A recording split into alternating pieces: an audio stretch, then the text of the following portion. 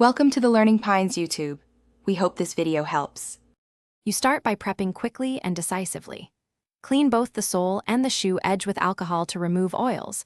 This matters because glue won't stick to debris. Next, roughen both surfaces with 80-120 grit sandpaper to create a better mechanical bond. Once done, test fit the sole to confirm alignment and position clamps or heavy weights nearby.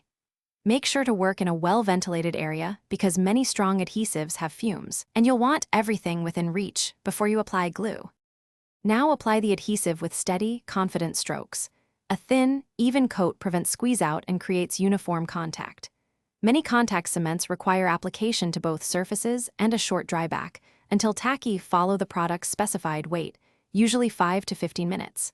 Once the glue is tacky, align the sole starting at the heel and roll toward the toe to expel air.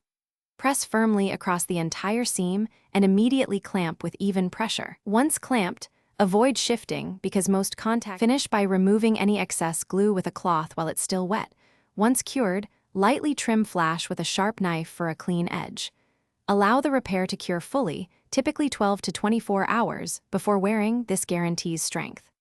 Once cured, flex test the shoe gently. If any edge lifts, reclamp and add a thin bead of adhesive along the seam. If the sole separates again later, consider stitching or adding a thin epoxy patch as reinforcement to stop repeat failures.